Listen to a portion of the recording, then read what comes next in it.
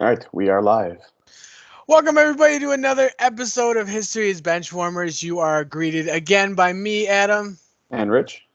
and we got a very interesting topic for you today. We got political parties. What is it? Why is it so polarized? Maybe we can answer these questions, or at least kind of have an idea about what's going on. So, Rich, want to start us off? Yeah, so obviously when we hear, political parties, the first thing your mind goes to is just this concept of like liberal conservative, because that's what's being pushed like hardcore right now. I guess in a non like educated way to say it, it's being pushed right now. Our media is dividing our country. The president has created division within the country through hatred and racism. Um, and yeah, that's kind of where like this intro lies off. And how the heck is it possible that these concepts of conservative and liberal have become almost like fighting words? All It's like, right. oh, you're a conservative? Cool. I'm gonna beat your ass. You're a Yeah, liberal? Oh, I hate you. right. Don't come out with guns. Like, no, it really, these words have become demonized. Yeah, And weaponized, really. yeah, absolutely, by mass media. And it has absolutely divided our country to the point where families won't talk to each other. People within your own like family just like, nah, I don't want to deal with you. I don't like you. Don't speak to me. And it's like it's not that big of a deal. It's just political views. But to other people, it's not because it's their ideology. Right. But what that essentially is something called a political attitude. And this concept of political attitude is not new, but we kind of have to understand like some information behind it. So like this political attitude is political socialization. It's like a lifetime of learning the process of politics.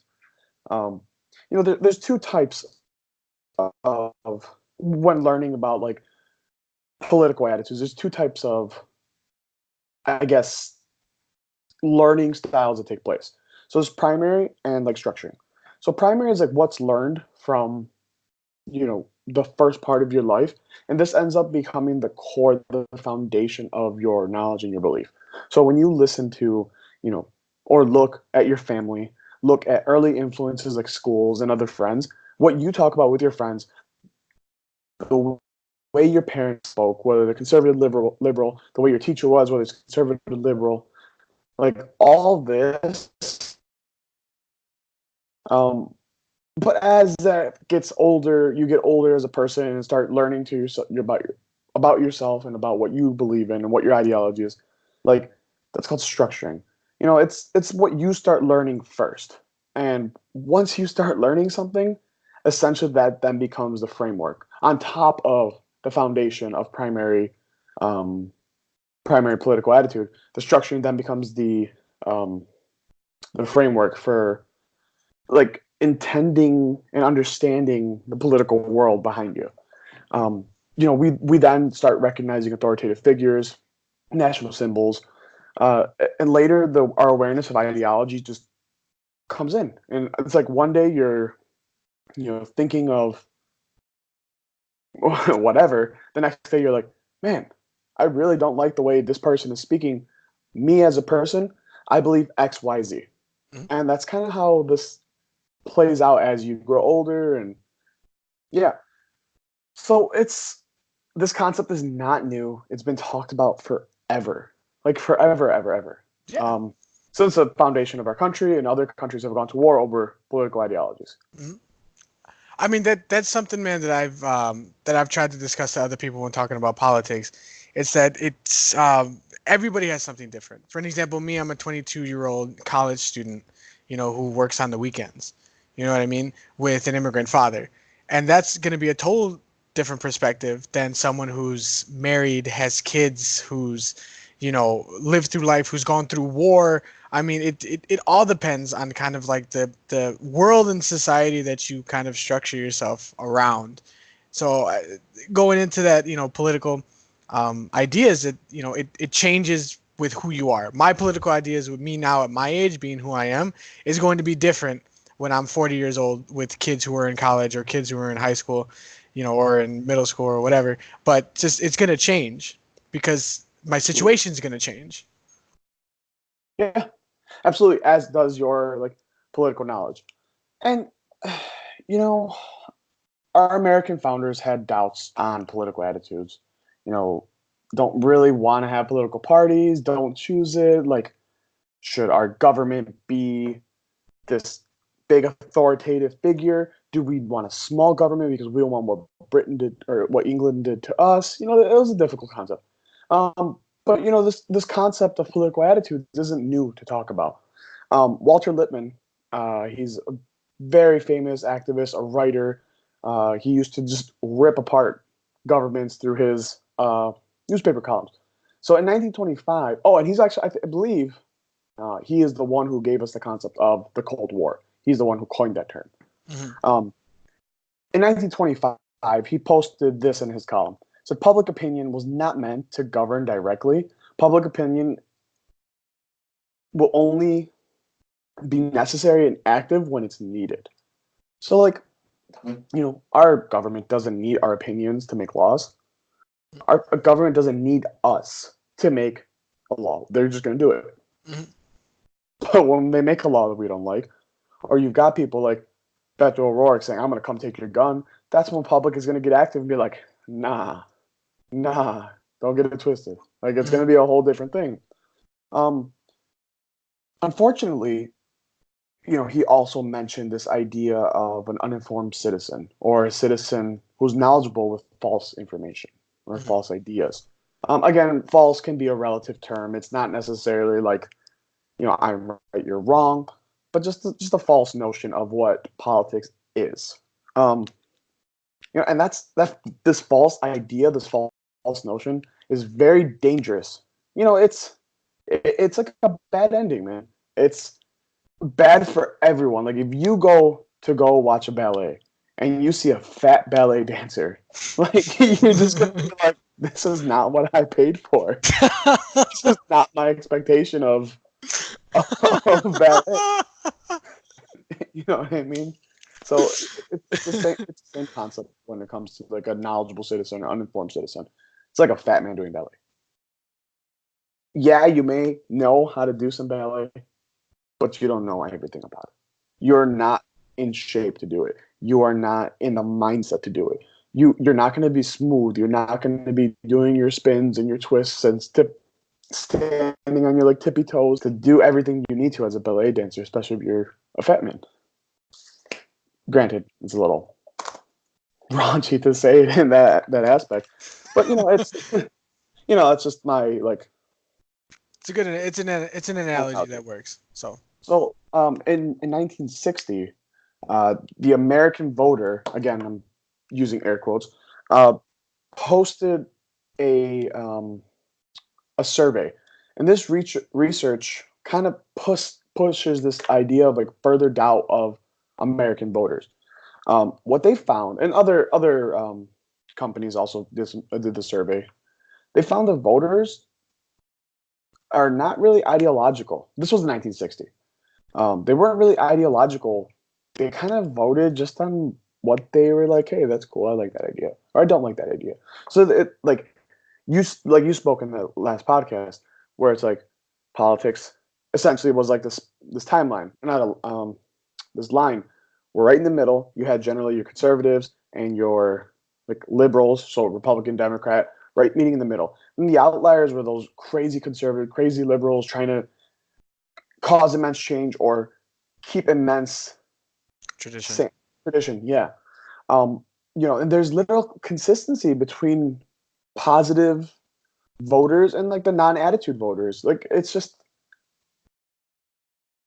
people who were voting who had no political attitude. They're just like, hey, I like what that guy's saying. Cool. Which then raises the question, does low knowledge of politics actually matter when it comes to voters? You know, what do you think? Yeah. So, could you repeat that question again? I'm so sorry. Yeah, no, that's fine. So, does low knowledge matter when it comes to voters? Like, does it matter what they know? Should they just vote on what they believe, what they think? Like, if they hear Beto O'Rourke saying take away guns and you believe that we should get guns taken away, like, do you agree with that? Like, how does that work? What do you think? So, I think personally in the newer age politics that it's more about the It's a better way to say this. Like the fluff and butter of it all.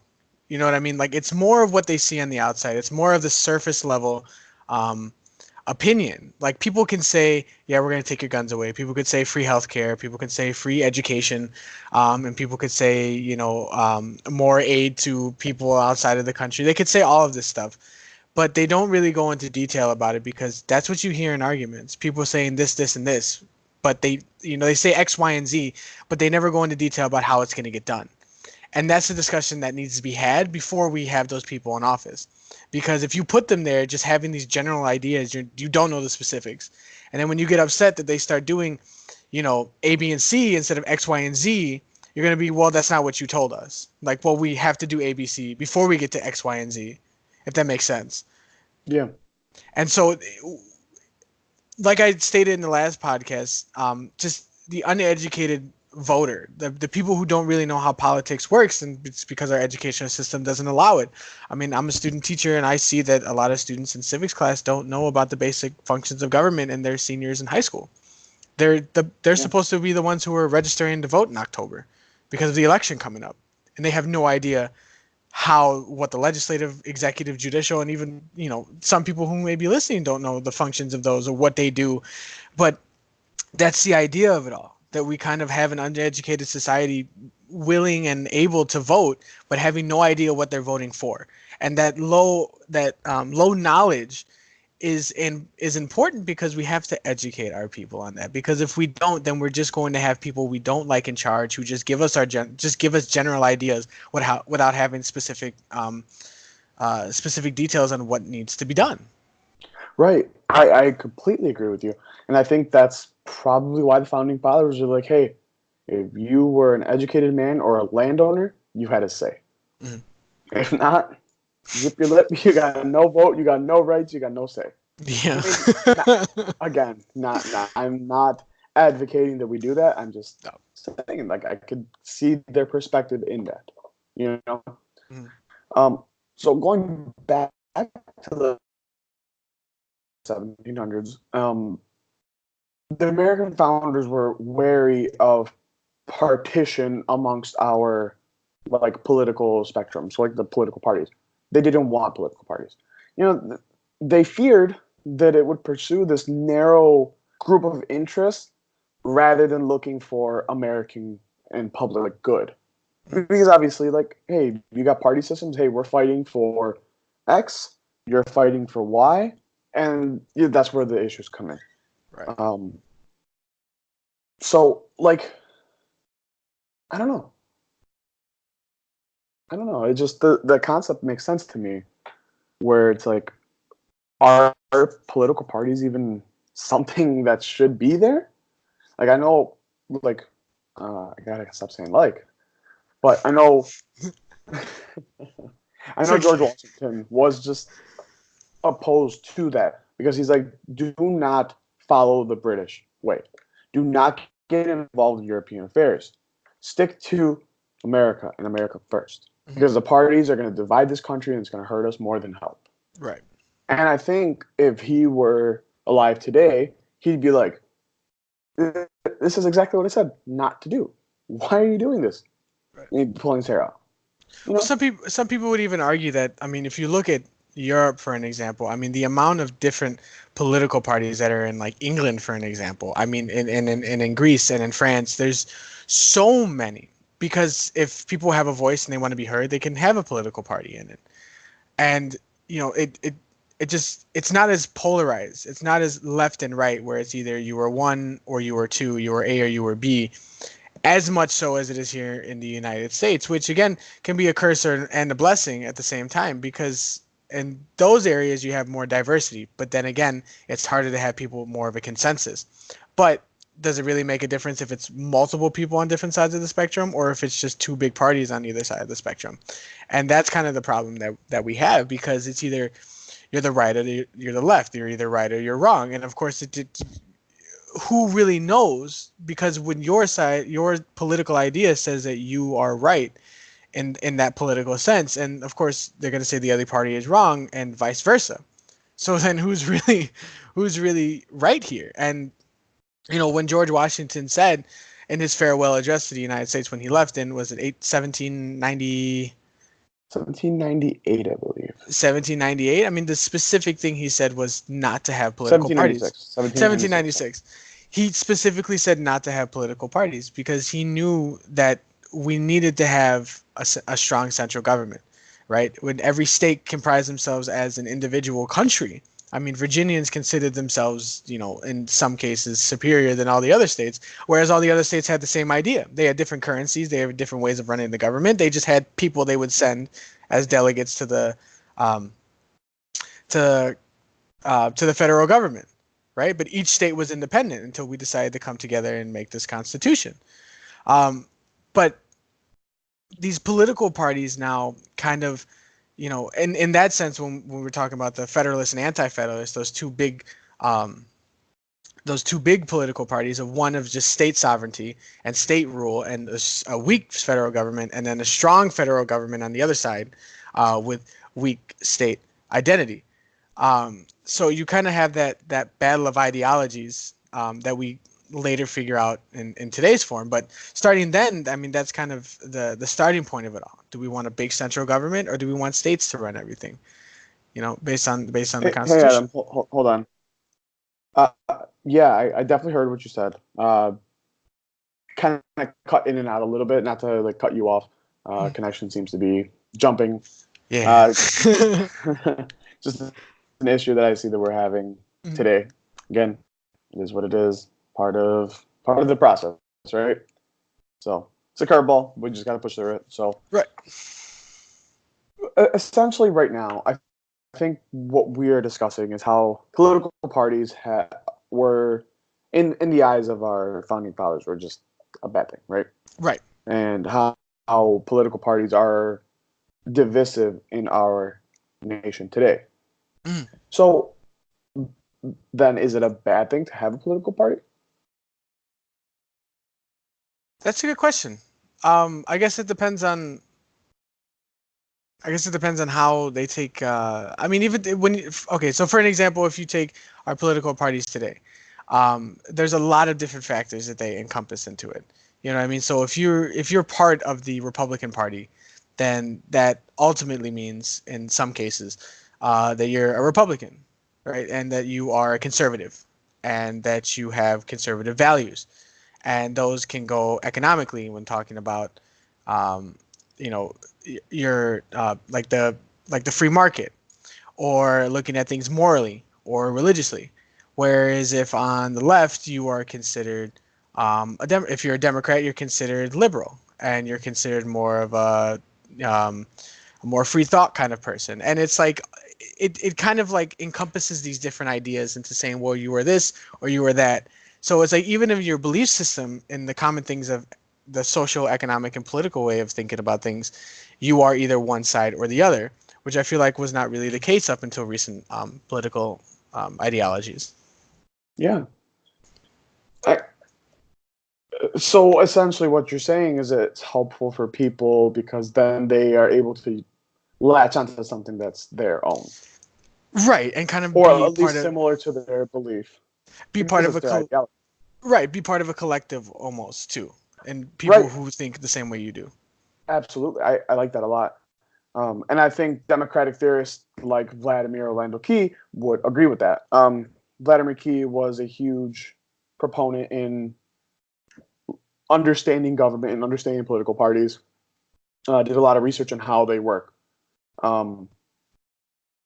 He saw that more helpful parties recruited nominees, and that recruitment then gained a lot of support for those candidates. Which then spurred involvement with people who want to help, who want to get involved with the candidate, who's like, you know what, I like his message. I'm gonna go in and I'm gonna throw a sticker on my bumper. I'm gonna throw a sign in my front yard. Support like that. And parties act as labels for voters, at least in my opinion, that use shortcuts so people can latch on to these ideas and connect and identify with their own ideology. So it provides a choice for a voter. Like, hey, I like guns. I don't want them taken away. So I'm not going to go to the Democratic Party because they want those taken away. Right. But then I also like, you know, affordable health care, something that's not what it is today. Hmm. I'm going to lean left on that concept. So, that's where it's harder for people in the middle to identify today because everything is so far out. I Right. find myself in the middle, and I'm sure other people would also agree with that. And it's hard to find a party that's like right in the middle that's actually in power. You've got the libertarians, you've got a bunch of other parties. I probably should know some, but I don't. You've got other parties that are in the middle. But, Right. at the end of the day, they're not popular. They're not going to actually win. They're just there as like, hey, the Green Party over here says one thing. Yeah, I like the Green Party, but they're not going to win. You know what I mean? Right. And that hasn't really. I mean, I don't. There's been a couple times in history where they've gotten more votes than what they've had in the past, but nothing so substantial that it's like, wow, these guys actually have a fighting chance, which kind of sucks because it does go back to the idea of this polarization where it's like you are this or you are that. You are one side Yeah. of the spectrum or the other based on just a couple of things. I mean, I could tell you one idea that somebody could have, right? Someone says, I believe education should be affordable for everybody. And immediately people are going to say like, well, that means you're a Democrat, that means you're a liberal, and that means that you Yeah, believe in exactly. and all these and it's not just and what upsets me is the fact that I can have an idea about one thing and then that just encompasses me in everything, which is upsetting because someone could say, I believe that education should be affordable for everybody. They say, well, that probably means that you believe in um, that do you believe that everybody should have like we should give money to everybody, that we should not have any borders, that we should anything that encompasses the left side, like that left side of the ideas. And same with the right. If some For an example, you say I like to keep my guns, I think that that's my right and I should have guns. Some people may say, well, then you are considered right and everything, we can affiliate everything on the right with you, which is upsetting because it polarizes people in that way, which is, I like to say that I'm also in the middle. Some people may disagree, some people may agree, but I consider myself in the same way, just not leaning towards one side or the other, but kind of finding that middle ground between ideas because that's the golden ticket right there. That's the idea of not being you know, far left or far right, or being right or left, but just being in the middle, finding that both ideas have their contributions to society, and that's the end goal of it all. Like the government is supposed to help society, right? That's they're supposed to be there to help people, to make sure that there's a check and balance on us with each other. Yep. Without government, without society, like without government to regulate things and have laws and stuff that need to be in order, we kind of have a rigid society. But having that government system there, we're able to keep a balance of how things are run. Right. I agree. So one thing that I'm curious on is like the history of these parties. Hmm. Obviously, we know that these parties came about, and one thing that I ended up doing some research on just because I really want to know is like how did this idea of ideologies really take off, or when did they take off? Which then prompted me as a historian, right? Because we are history's benchwarmers, prompted me to go figure out what the heck is the history of parties. Hmm. Um, and I found out that obviously the U.S. has a long history of a two-party, like a major two-party control system, Hmm. with general realignments or complete major shifts that have taken place in history over time. Um, excuse me.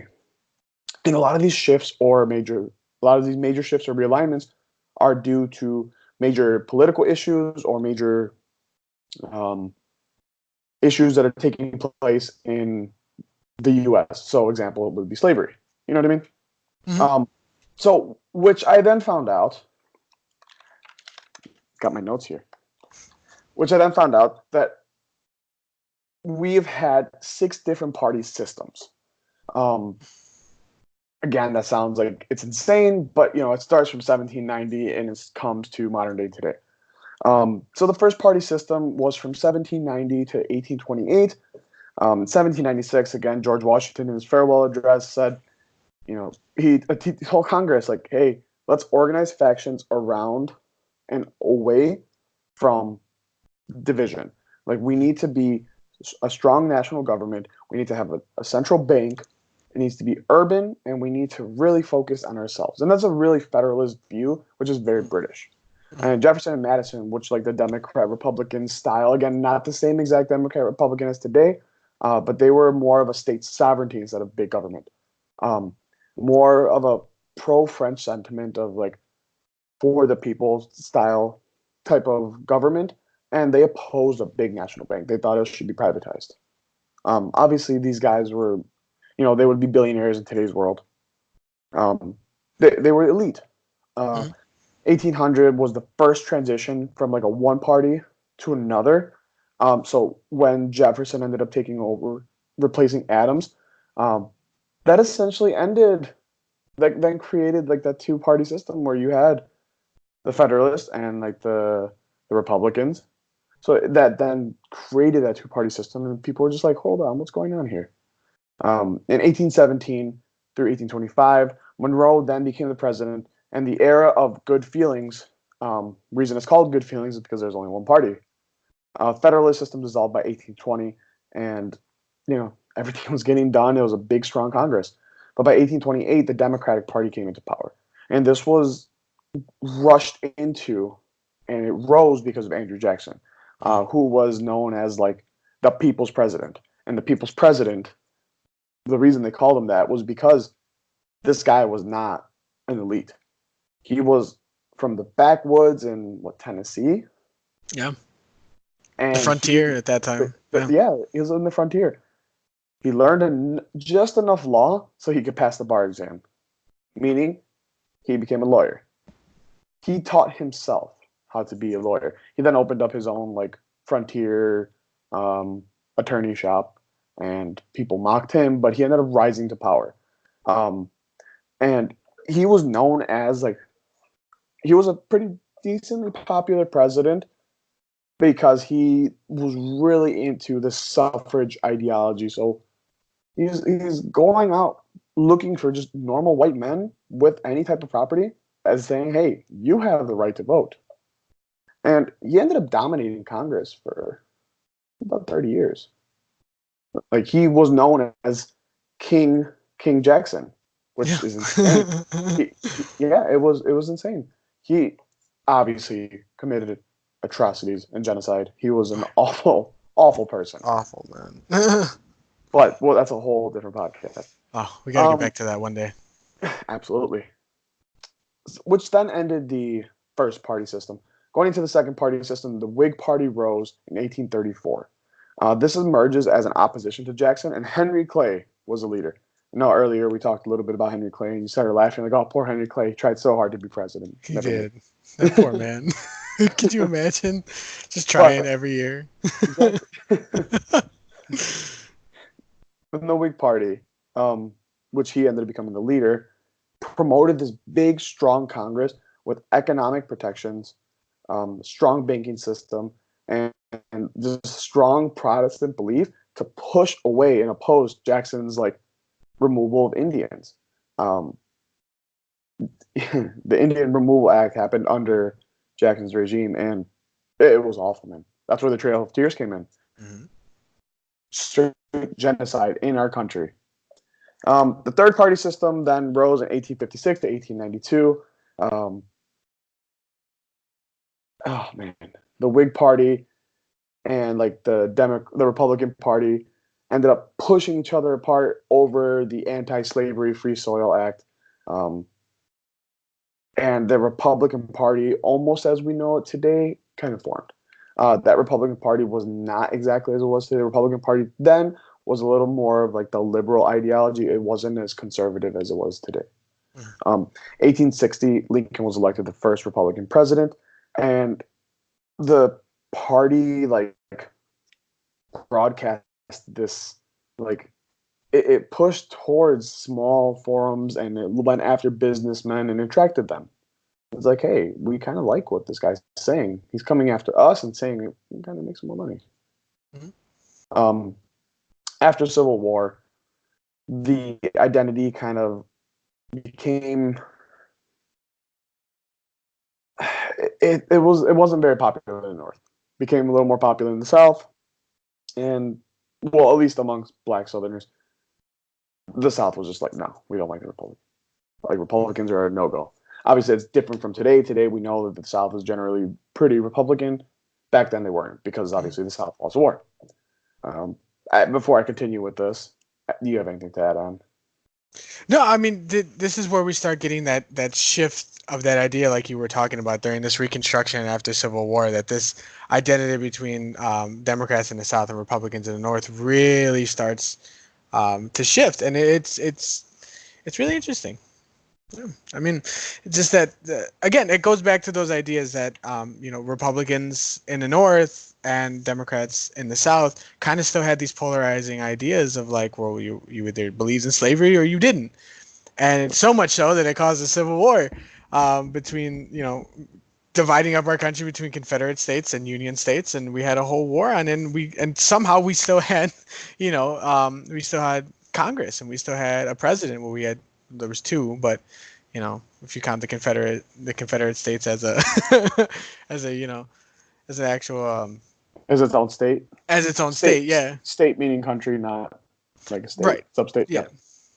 So So going into after the third party system, this fourth party system was during Reconstruction era, and this was known as the era of a weak president and super strong Congress. This Congress did everything. It domineered the president. Like, you know, the role of the federal government was so strong, and it secured civil rights. It helped manage industrialization. It helped manage immigration and divided the parties even more. Um, that was from 1892 to 1932. 1932, obviously, we know the Great Depression hit.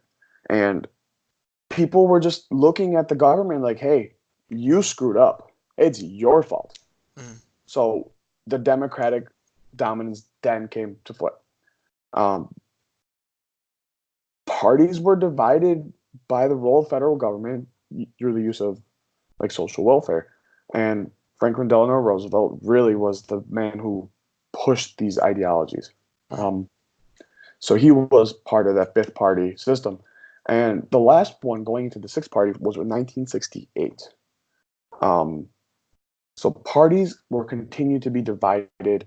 And like that poll said in the 1960s, people were just like, hey, I'm not really voting in ideology. But then the role of social issues emerged so much more. We know Vietnam and other wars, the Cold War, really pushed these ideas of, hey, what the heck? I don't like this. I don't like this at all. Like, I'm not going to go to war for this. Why would I do that? So the geography of the political parties was reshaped. So you had the GOP in rural areas. So, the Republican Party then pushed into rural areas, into the South, into the West. The Republican Democratic Party, the kind of ideologies flip flopped, where Republicans before were the like liberals and the Democrats were the conservatives, quote unquote. It flipped. And Republicans lost a lot of power and a lot of popularity due to Watergate. Um, in 1974, that was huge. People were like, I can't trust my government. I can't trust the Republicans. These people are the worst. mm, And that really pushed that ideology like, hey, I can't stand with that. I can't stand with the government or a political party that says, hey, I'm going to listen to everything that you're saying. Until 1980, Reagan's revolution. And I say revolution because he revolutionized the way that parties became more ideological. mm. That's where the polarization then became a real thing, which then floated into today's world. Mhm. So right now we are currently in the six-party system. Some theorists believe that we are moved into the seventh now because of how completely divided our party system is. Ooh, I like that concept. Yeah. Yeah, just like we learned. Well, I learned about in my Cold War class with Professor Kohler, who we've had in one of our previous podcasts before. Um, he was talking about how like the political window, right, and how we view politics has been so skewed to one side or the other, and it happens all the time. And right now we are on that conservative side where it's not in the middle anymore, but that window's kind of over here, which is a little bit more on the right.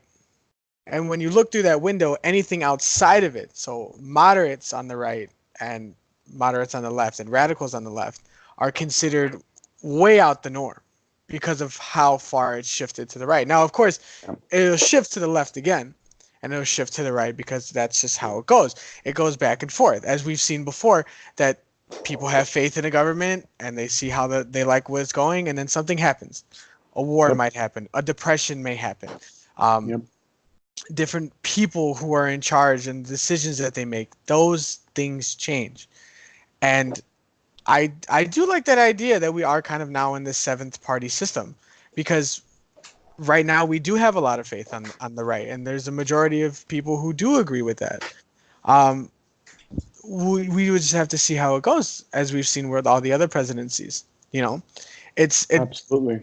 and a lot of people would say that this time means a lot. I would agree in a sense, because we have a lot of media. Media covers a lot. We have surveillance all around the United States. Everyone has phones. I mean, the primary sources that we're going to have 50, 30 years from now, right? 30, 40 years from now, when we're old as historians who've written so many books, we're going to look back at all the primary sources we have now, with the tweets, with the Absolutely. pictures, you name it. And we're going to be able to look at this time way more different than we are from all the other previous times. In terms of politics, we'll be able to understand things a lot better. Yes. And we'll be able to see, maybe when we're in our eighth or in our ninth political parties, we'll be able to see where we were back then and how we have progressed. And that's kind of why we wanted to do this Or podcast. digest. Or digress. That's why we wanted to do this podcast today, because a lot of people argue about what's happening now, but to figure out why things are the way they are, you have to look into the past and see how far they've come, where we started and how we've progressed.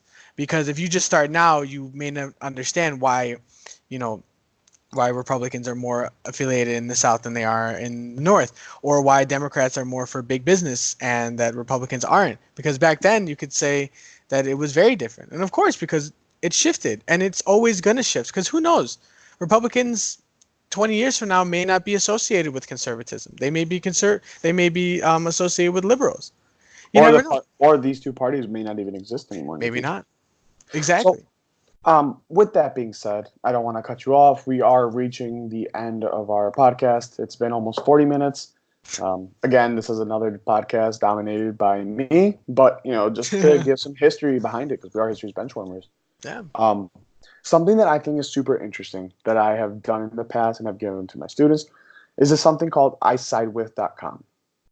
So isidewith.com. It's got a quiz for you to take. Kind of a long quiz, may take about 10 to 20 minutes, depending how fast and if you actually really go through these questions. And based off of the questions and the answers that you provide, it tells you what your ideology is, what your stance is, where you stand as a voter. So, my goodness, excuse me. I really push everybody out there to go to isidewith.com. I'll put the link in the description. Check it out. I think it's really good. It'll help you out, help you kind of figure out where you stand in this political view, in this political world today. Yep.